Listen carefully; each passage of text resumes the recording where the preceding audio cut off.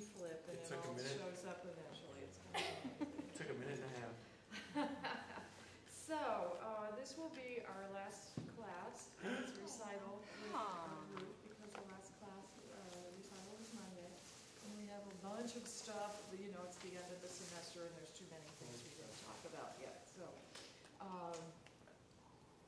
We'll probably all be trickling out at the end, so just really thanks, guys, for coming on Friday morning and helping us figure out stuff. I'm hoping that playing with the class like this, when people get out and they have choirs and they have group lessons, they'll have a lot of fun ideas about how to teach that kind of voice as well. So next week we're going to talk about business of singing, studios, which will be really fun. And I just got 2 fabulous new books. One is about promoting your studio. It's this thick. It's got a lot of really creative ideas in it. And the other one is called The Dynamic Studio, which is how do you keep the students once you get them. And it's written by a piano teacher, and so some of it is geared more toward teaching younger children than probably you will do, but you'll still have teenagers and have little brothers and sisters, and everybody's got totally overscheduled lives these days, and how do you manage to stay sane and really teach your singers something in the process. It's a really great book, so we got some fun stuff to look at. And I brought this one in for you guys, just in case, because I know you sing in a lot of different styles.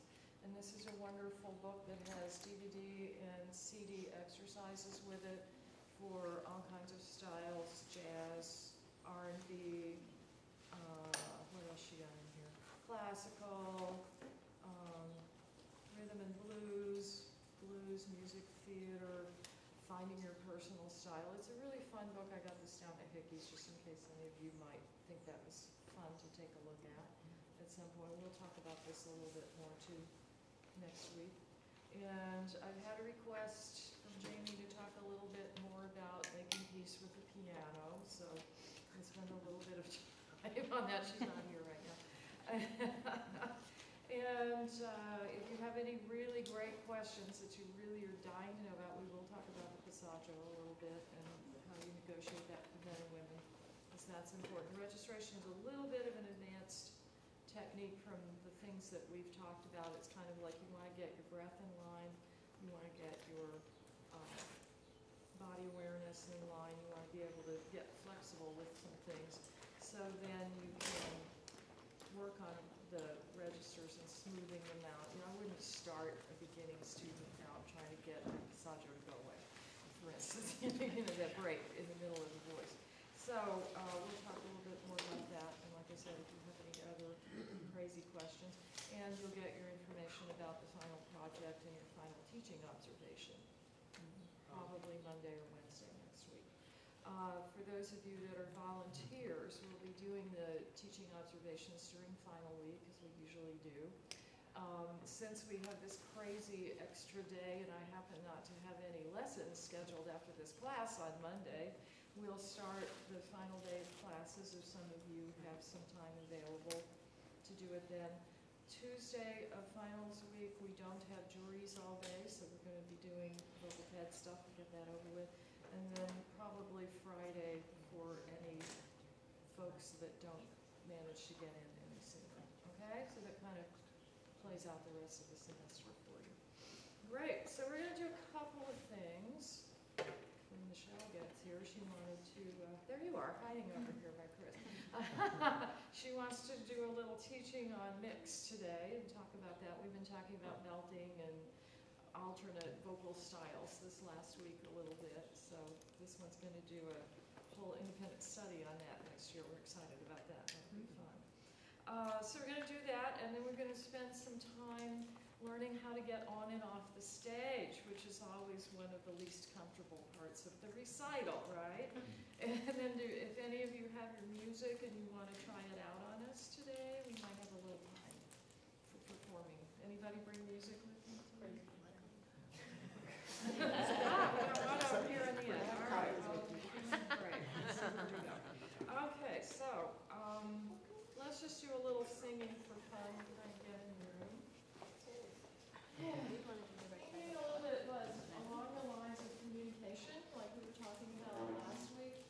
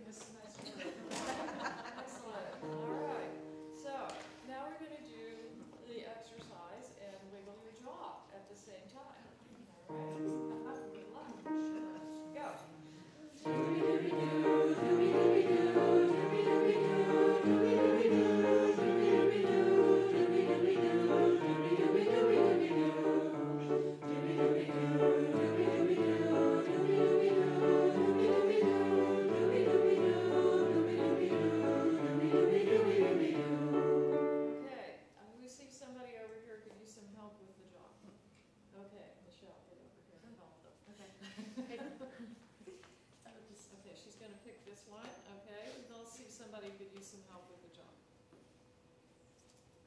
Yeah.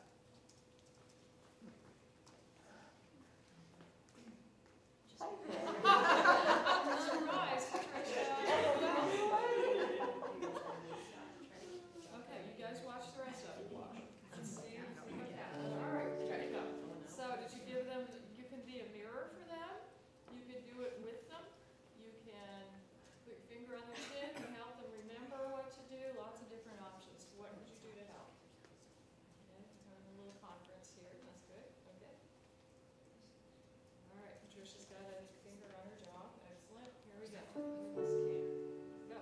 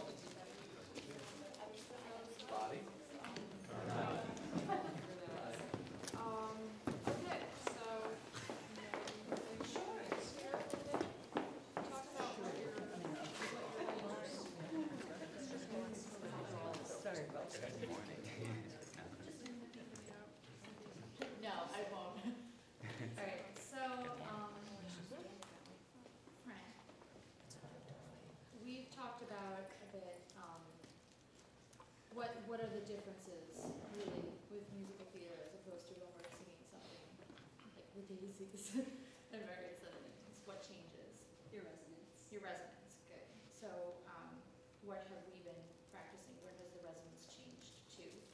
Placement of your resonance to be more forward and kind of in your nose, but without being nasally. Good. What else is different anatomically?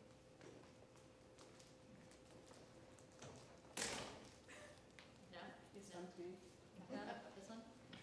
Your tongue, What happens to your tongue? you have to flatten it. Flatten it.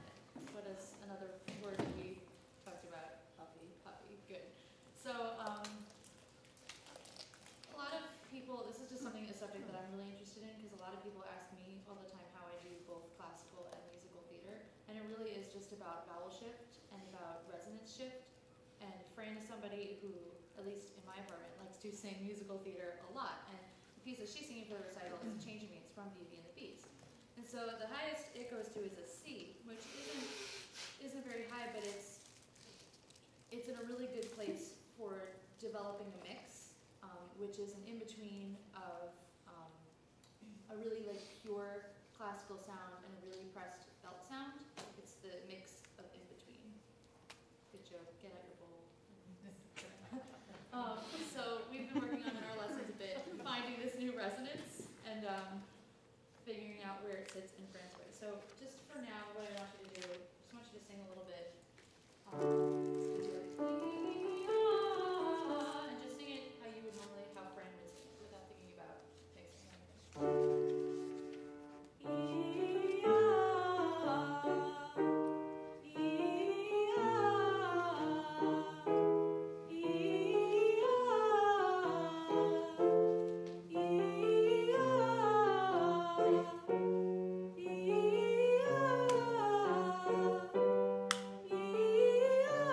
Good. So what have we been doing to try to find this new forward resonance?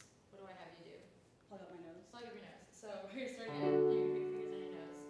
And just, well, first, when you were singing just now, where were you feeling your resonance today, this morning, 9 a.m.? The top of my mouth. The top of your mouth? Good. Anywhere else? Okay, good. So plug your nose and try to figure out now where this resonance is. And Overdone? what? Overdone in my nose? No, just Or plugging just- your nose normally. Yeah. Good. Breathe though.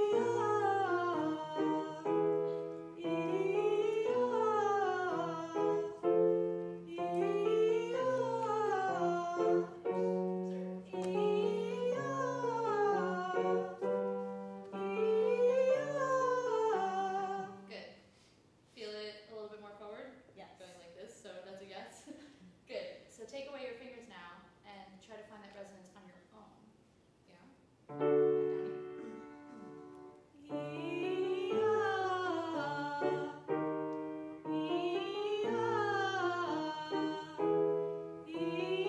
Down here. Good. So because the resonance is coming forward, this doesn't change anything about the vowel, right? So can the ah just be a little bit longer, Mhm. but with the same resonance where you felt it here? Gotcha. Try it. Just do the whole thing on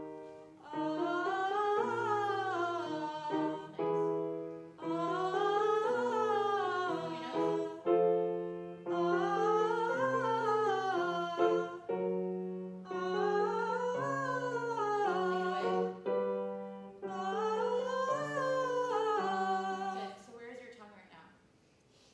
Just singing. I wasn't paying attention. Good. Let's pay attention. Good. A couple of things now. Good. This is a nice track to go to start to get the tone forward. Is she really giving you, do you want her to make this kind of a sound or not?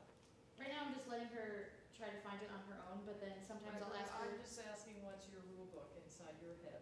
Okay. What are you going for with doing this? Because she's giving you mostly mouth resonance Okay. right now, and is that what you want?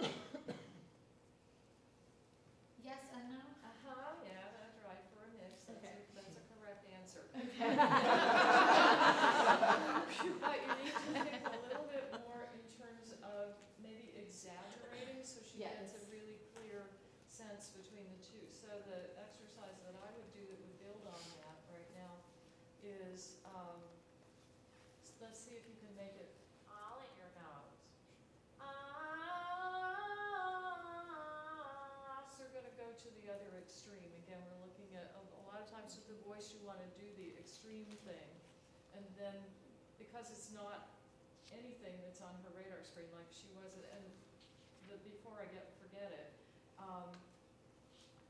this is always a tricky thing for us as teachers. Don't ask your student about something that you didn't ask them to observe, because they won't be able to tell you anything. Your brain doesn't work that way. It's focusing on one thing.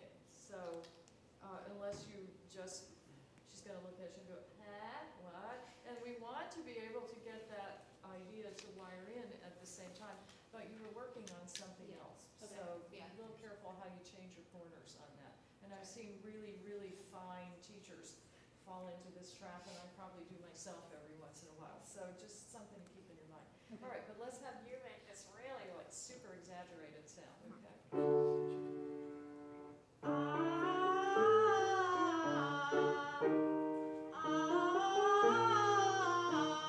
Terrific. Now, don't vibrate in your nose at all. Hold your nose, but only vibrate in your mouth.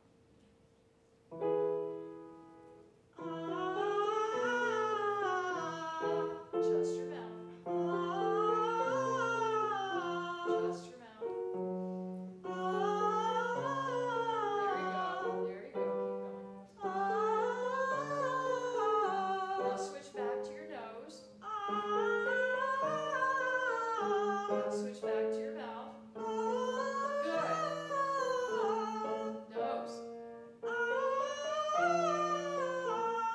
Nose. Mouth. Yeah, so you see, this way she's going to get a really clear differentiation. The other way is good, and that's a great place to start. You did well to pick that to start with. Now play with it from here, see what she's going to do when she just sings. Okay. Just let her sing on up. Here.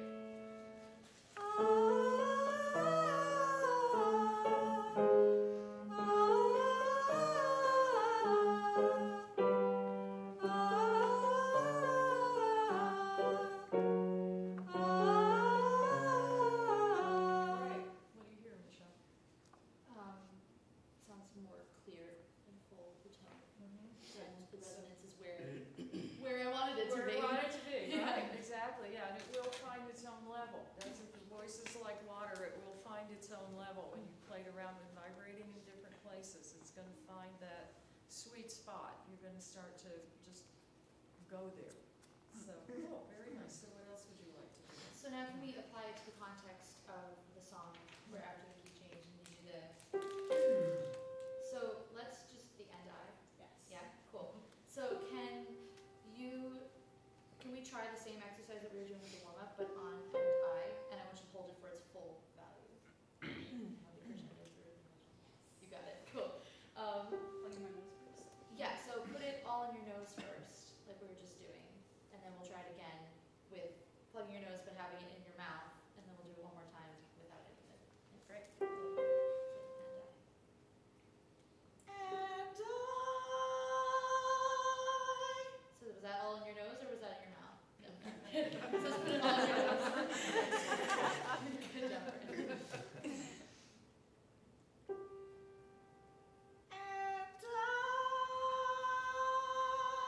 What vowel is it?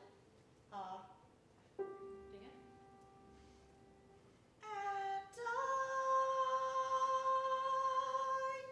Good. So try it now, all in your mouth, but still plugging your nose.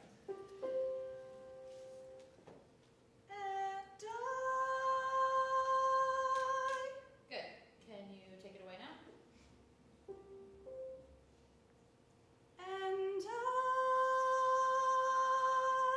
Good. So now can you sing it with what we talked about? We talked about straight tone a little bit. And the way that I'm approaching it is that I don't want to say like straight tone because in your mind it's gonna, I just did, but it's gonna be, It always gets tricky when Yeah, yeah. you try to do the teaching part. yeah. I don't want it to be pressed. I don't want it to be forced. I want you to, when we talked about this, I want you to think of it as a straight, even line. Good. Now, Michelle, can you say that again without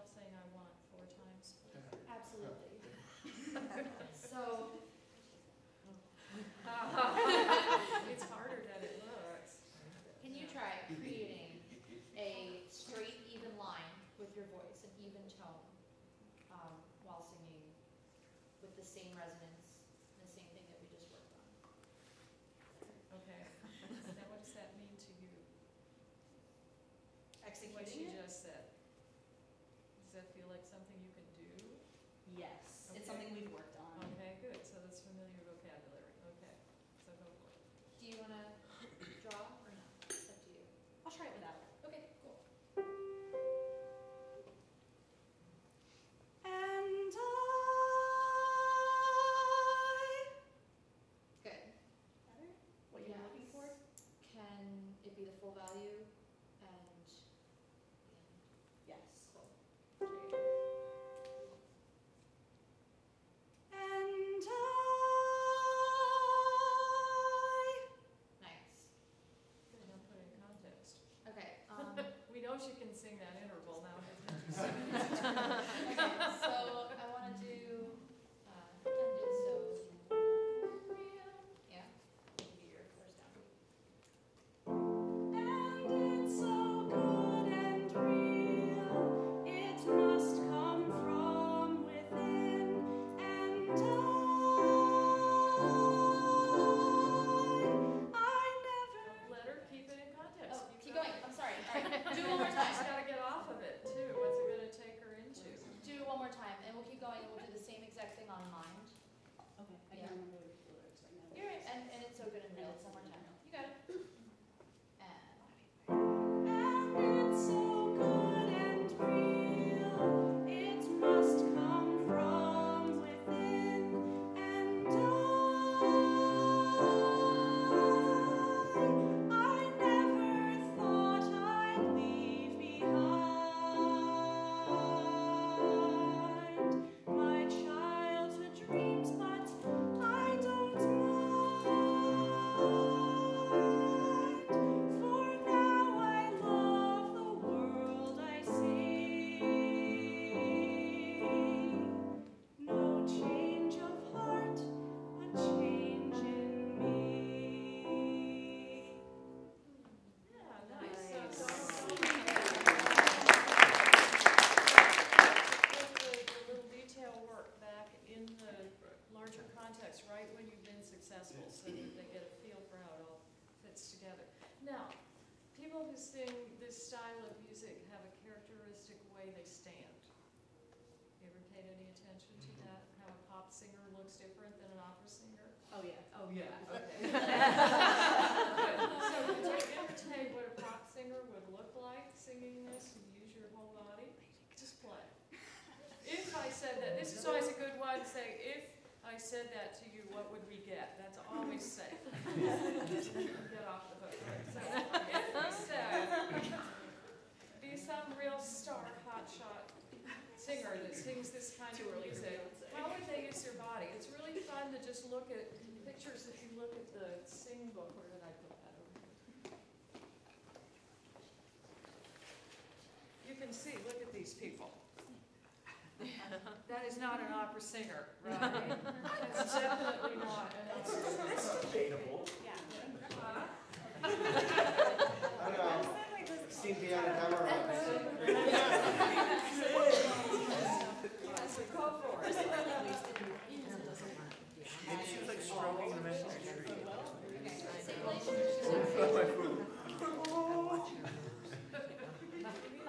Just have some fun, be a little silly with it. It'll be fun. And it's so good and real, it must come from within. And Look what happens. Does she start to sound like more like the style that you want the music to go into? That's on video.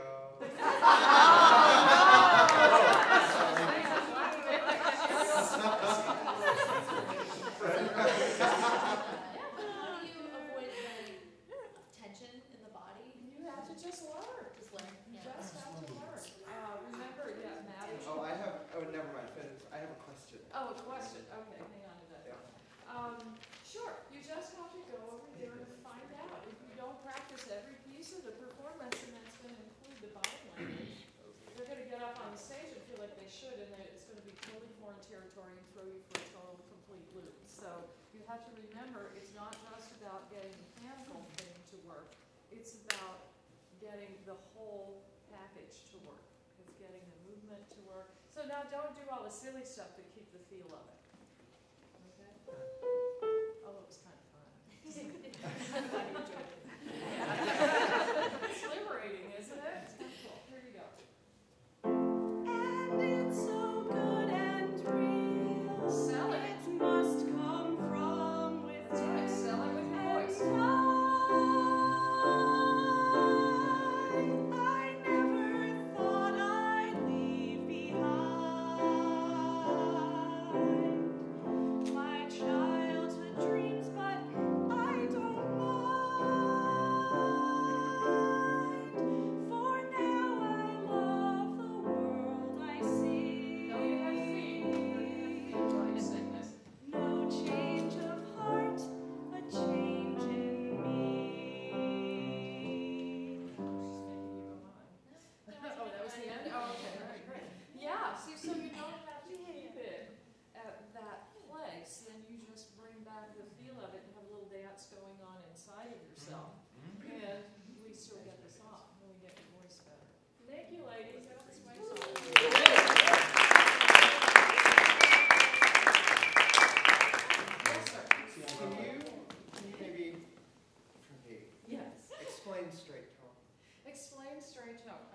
Well, sort of, because the voice scientists still aren't sure exactly how vibrato is made, so it makes it a little tricky. They have a couple of options about what it is. Some people are actually able to create a vibrato by like jiggling in the abdominal area with the diaphragm and the stomach muscles. And they make careers that way. Yeah. The thing that always works better for me is that the vibrato is a more flexible and relaxed feeling in the throat, so that when you go to straight and let's see, how's a simple way to say it? The vibrato comes about by a certain regular pulsation of nerve impulses into the throat that show up when everything is balanced right, and you get a natural vibrato, and not or you don't get on either side of that. But just one that it's just in the voice, and you're not doing anything. So when you sing straight tone, you actually have to slow that, stop that, or slow it down. And the trick is learning how to do that without hurting yourself and way too much tension. Because I'm finding, at least in my own teaching, that there's more often than not a confusion between belting and straight tone. Yes, Like you right. need, some people have the idea that to belt properly, you need to Right, full throttle and Hunker just down. right. You belt. hunker down and- Straight tone. Yeah. Right, yeah. And finding that balance. There's no business like show business, right? Yeah, and, yeah, so, But even her belt had vibrato. yeah. Yes, it did. Oh, yeah, Yeah. Ethel Merman had a lot of vibrato. That's the difference. Wobble. Right. A lot of She had stuff. a wow. Exactly. But if you're going to sing a straight tone, like for jazz, jazz is a mic technique, so you're going to allow the microphone to make your resonance, and you're going to back way off on the air pressure.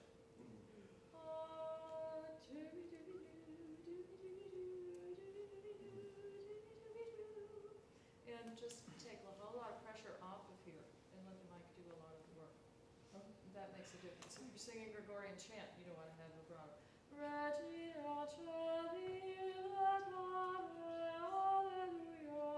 I'm thinking about my mouth like the Tibetan singing bowl. It's a vibrating chamber, and I'm just changing pitches within it, but I'm not putting enough air pressure on to make the vibrato show up. It's the operatic version. And then you take all that away.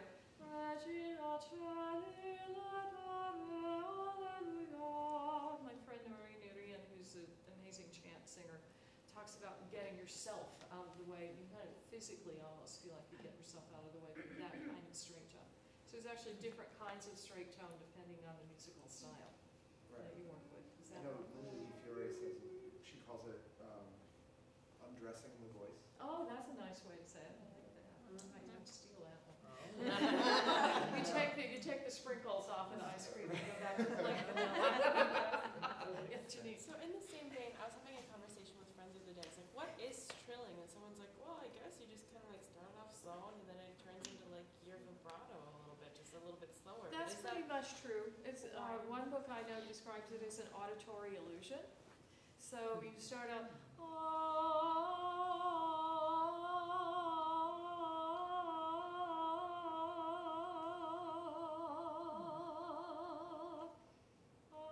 so it's not like I've had other people talk to me about how it's almost like you're singing like a melisma or like a coloratura passage just but on two but it's notes. on two notes. That's a great way to say it, yeah. But is that vibrato too?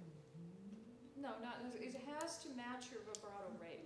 Okay. It has to match your vibrato rate, and singing coloratura has to, those really fast, long passages of notes on one vowel, has to match your vibrato rate too. I can sing Rejoice Greatly at 108 and 116 to the quarter note, but I cannot sing it at 112, I sound incompetent. The runs won't work because it doesn't match my vibrato rate.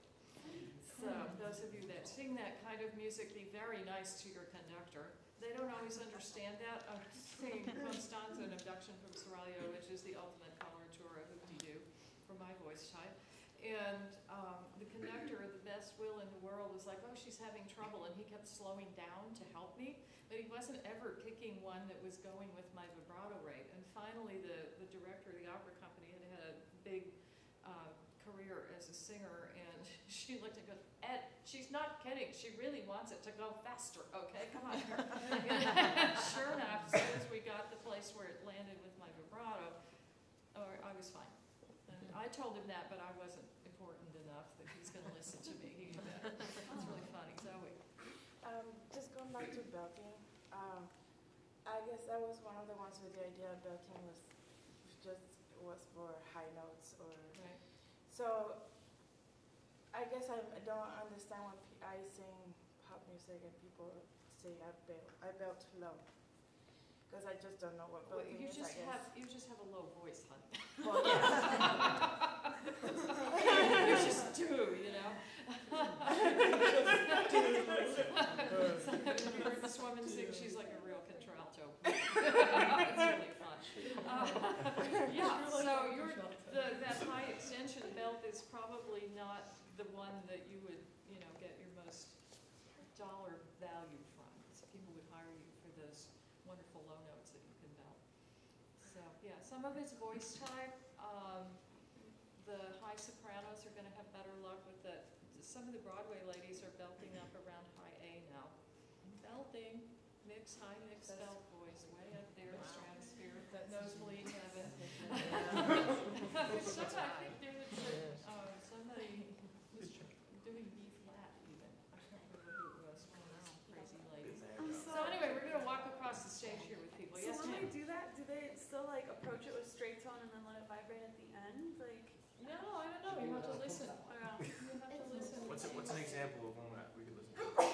Do you have one in mind that is something that we could? I was going to find my notes from the class because I'm not sure they were actually recorded anywhere yet, but they were starting to do them in some of the shows. at the moment. Yeah, talk to the belt expert. Okay, those of you that are going to sing a recital on Monday, it's going to be in here. Those of you that are going to be their teachers, turn around and watch, because if your student's not here, you have to teach them how to do this before Monday night. All right, so. Stage.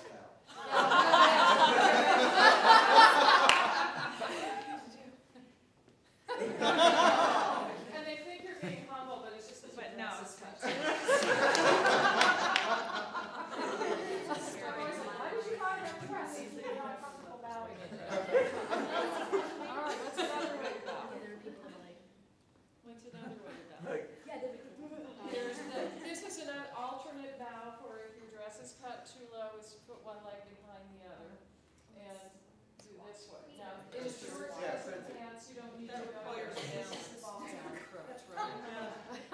I really don't want to bend over, or my hair will fall in my face if I bend over. Girls can get away with this one. And ladies, you know you sit on your leg, right? So if I were to do that, though, would The guys, we don't try that. Yes, ma'am. Something to keep in mind is also how far apart your legs are, because it looks a little funny when you bow and your legs are like. It happens so much with like actual music majors. It's embarrassing. Also, they say like when you look down, you should say, "Did I show my shoes? Yes, I showed my shoes," and then you come back. Yeah, so you take a little snitty time to do it. Guys, do you have any thoughts? When I'm bowing, Peter, do you have any thoughts for today? No, I was just, Chris, how about you? I'm a it's pretty, like, for guys, this is pretty standard. Okay, come up here and show us. I'm personally a full bow kind of guy.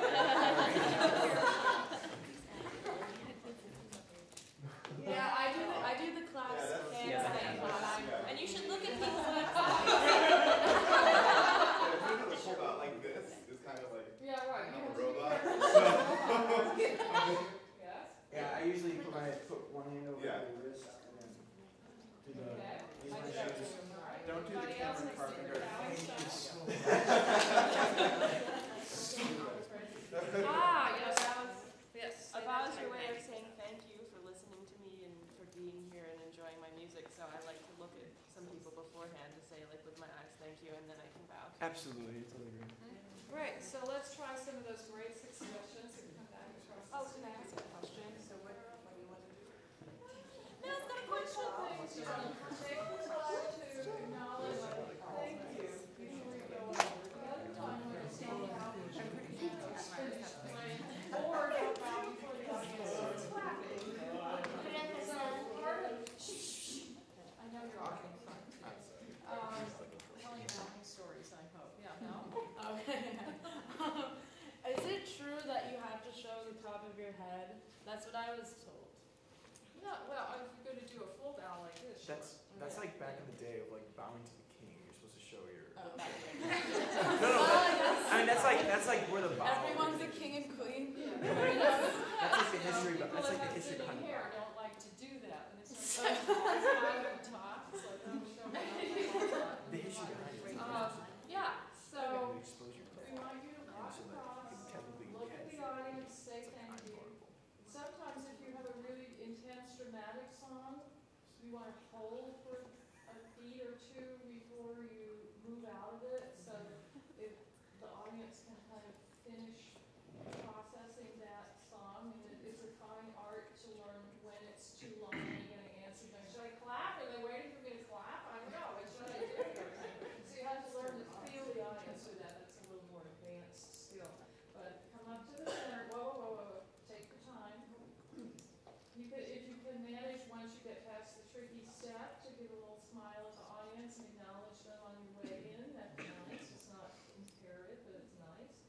Take a second when you get there to look and see that they're there and then bow. Exactly.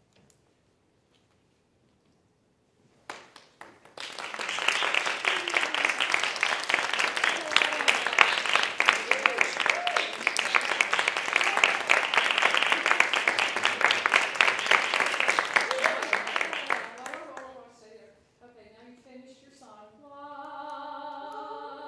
And we go, yay!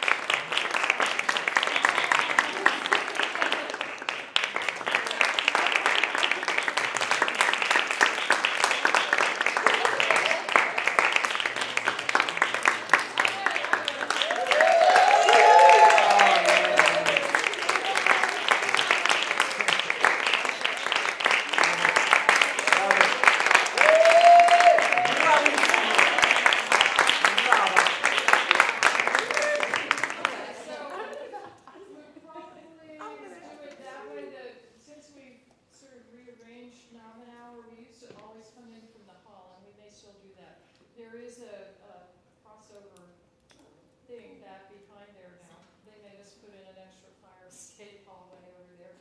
And so our official recitals will come in this way and we go back out that way again. So we'll let you know how that's gonna play out. But it's kind of nice to go across there. If you're singing with the piano, which most of you are, this is kind of your playing field in the crook of the piano, not over here off to the side someplace or the other.